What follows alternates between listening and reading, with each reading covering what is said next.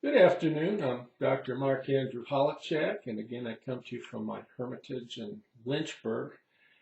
I'm a Thomas Jefferson scholar, philosopher, and historian, and today I'd like to talk to you about something a bit unusual. Thomas Jefferson as a youth compared to Hercules. We don't always think of comparing Thomas Jefferson, who was a tall, rather gangly, uh, not too powerfully put together young man, as Hercules, but today I want to show you that they had something in common. Xenophon, in a work titled his Memorabilia, cites Prodicus's account of Heracles. Heracles is Greek for the Latin Hercules. Heracles is passing from boyhood to manhood, and he comes at a crossroads. And as he sits and ponders his course of life, he's visited by two unspeakably beautiful goddesses. One is Hedone, Greek for pleasure. The other is Edite, Greek for virtue. I cite from Prodicus here. The one was fair to see and of high bearing. Her limbs were adorned with purity, her eyes with modesty. Sober was her figure, and her robe was white. Speaking of Edite. The other was plump and soft with high feeding. Her face was made up to heighten its natural white and pink, her figure to exaggerate her height. Open-eyed was she and dressed so as to disclose all her charms. Now, Hedone, or pleasure, comes and quickly approaches the muscular demigod, son of Zeus and Alcmene, and showers him with all sorts of promises. And I read again from Prodicus. Make me your friend, follow me, and I will lead you along the pleasantest and easiest road. You shall taste all the sweets of life, and hardship you shall never know. First, of wars and worries you shall not think, but shall ever be considering what choice food or drink you can find, what sight or sound will delight you, what touch or perfume, what tender love can give you the most joy, what bed the softest slumbers, and how to come by all the pleasures with least trouble. In short, were Heracles, or should Heracles choose pleasure, he would live off the fruits of other people's labors and live a soft, most pleasant life. Now then, Edite somewhat shyly, somewhat demurely approaches Heracles and says the following. I will not deceive you by a pleasant prelude. For all things good and fair, the gods give nothing to man without toil and effort. If you want the favor of the gods, you must worship the gods. If you desire the love of friends, you must do good to your friends. If you covet honor from a city, you must aid that city. If you are fain to win the admiration of all Greece for virtue, you must strive to do good for Greece. If you want to yield your fruits in abundance, you must cultivate that land. If you are resolved to get wealth from flocks, you must care for those flocks. If you essay to grow great through war, in want of power to liberate your friends and subdue your foes, you must learn the arts of war from those who know them, and must practice their right use. And if you want your body to be strong, you must accustom your body to be the servant of your mind. And he says, to train it with toil and sweat. Now, most of us, I argue, would think of this as a no-brainer. Do you want to toil and sweat all your life, or do you want to be bedecked with all sorts of, you want to suffer all sorts of conveniences and let other people work for you and just have the easiest sort of life one can imagine?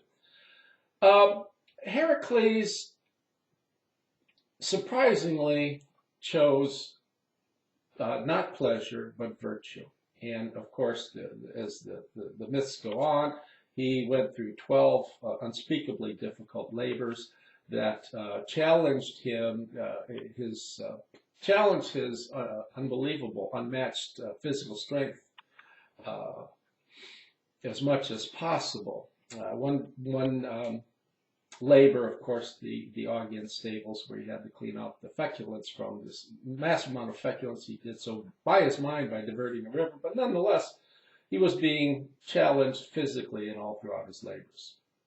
Now, as I said, at the beginning, Jefferson, too, was at a crossroads early in life, and he faced a similar decision. He was no Hercules, and he wasn't going to be able to do the sort of physical things that Hercules did, but nonetheless, he had a Herculean moment. He had a certain chaotic moment in his life. I read from a passage that Jefferson, he writes to his grandson, Thomas Jefferson Randolph, of his own crossroads in life. And he's trying to advise his grandson. This is in 1808. He writes to grandson Thomas Jefferson Randolph. I had the good fortune to become acquainted very early with some characters of very high standing and to feel the incessant wish that I could ever become what they were. Under temptations and difficulties, I would ask myself, what would Dr. Small, Mr. Wythe, and Peyton Randolph do in this situation? Dr. Small was his teacher, philosophy, math teacher at William and Mary. Mr. Wythe, of course, was a lawyer and a sort of cynosure for Jefferson early in life, a guide, a teacher, a lawyer, someone who helped him throughout his path in life. He said, what course in it will ensure me their approbation? So Jefferson's thinking, if I have to do something in life, what would these three great men do? He said, I am certain that this mode of deciding and my own conduct tended more to correctness than any reasoning power I possessed, knowing that even the dignified line they pursued would be in character for them. Whereas seeking the same object through a process of moral reasoning and the jaundiced eye of youth, I should often have erred. For the circumstance of my position, I was often thrown into the society of horse racers, card players, fox hunters, scientific and professional men, and of dignified men. And many a time I have asked myself in the enthusiastic moment of the death of a fox, the victory of a favorite horse, the issue of a question eloquently argued at the bar or in the great council of the nation, well, which of these kinds of reputation should I prefer? That of a horse jockey, a fox hunter, an orator, or the honest advocate of my country's rights? Be assured, my dear Jefferson, that these little returns into ourselves, this self-catechizing habit, is not trifling nor useless, but leads to the prudent selection and steady pursuits of what is right. Now, this passage, I have argued, has never really been given the full consideration it deserves, because it shows Jefferson as a sort of tragic hero in the manner of Hercules, for Jefferson is pondering a course in life. And certainly most of his friends and classmates chose the pleasant lifestyle, not the heretic or virtuous lifestyle. Jefferson notes that he looks to three of the most virtuous people that he ever has known, and when he has a decision to make in life, instead of thinking through that decision with reasoning, he merely appeals to his an imagined scenario where he asks, say, what would George Wythe do were he in a similar situation? And he says that this sort of reflection yields results that are favorable to moral decision-making. Moral decision-making for Jefferson is a matter of sensing things. We have a moral sense that he thought perhaps might have been in the heart, and it's just a matter of feeling our way through these things. But sometimes he says to assist feeling, try to imagine what other people would have done, and that's a matter of sort of feeling one's way through. Now, so I think, Jefferson here chooses what he calls the dignified line, and he chooses the life to be a benefit to his fellow human beings. And, when you put this in consideration, you contrast this with the sort of racist, the hypocritical Jefferson, opportunistic Jefferson that is characteristically painted in the secondary literature today It's an entirely different sort of Thomas Jefferson. This is the real Thomas Jefferson. He was a morality-abiding person all of his life, and it's not to say that he didn't have some bumps in the road. We all do, but in contrast to the overwhelming majority of us, he was a greatly morality-abiding person. So Jefferson believed in a moral sense faculty. And that faculty would guide you through with feeling. We all have a moral sense. We all feel the right thing to do, and we feel it spontaneously and instantly. And oftentimes we don't follow our moral sense because rationality comes in and says, don't do that. That's not the right thing to do. We try to think our way through morality. We get in all sorts of trouble. Now he writes to So talking about that, he writes to nephew Peter Carr in 1787 when Carr is a young man. He says, "He who made us, deity God, would have been a pitiful bungler if he had made the rules of moral conduct a matter of science." What he means by that, if moral decision making was a matter of thinking through something, then God would have made us a bungler. We feel our way through moral decisions, not think our way. And he says this into his famous 1786 letter to Mira Cosway, to a very important letter in 1809 to Reverend James Fishback, and of course in 1814 to Thomas Law. Now, Jefferson does sometimes write of general rules of right conduct in a letter to Benjamin Rush, 1803, to John Adams, 1813, Pierre Samuel Dupont de Nemours in 1816, and to Matthew Carey again in 1816. Okay, now, but in each of these instances, I add that he doesn't speak of rules of right conduct. This seems to lead that rationality is a part of decision making. He's not writing of rules of right conduct as broad, sweeping, inviolable rules that guide human conduct. They're rough guides for guiding human conduct, and specifically guides that help young people through difficult situations. Okay, and that he tells us that history and morally uplifting fiction are just as good a guides as anything to these sort of general inviolable rules of correct moral conduct. Uses, again, moral exemplars like George Wythe and Peyton Randolph as well to help us get us through. Now, this is very similar. I've often said that Thomas Jefferson is a Stoic, and I think that's the correct reading of Thomas Jefferson.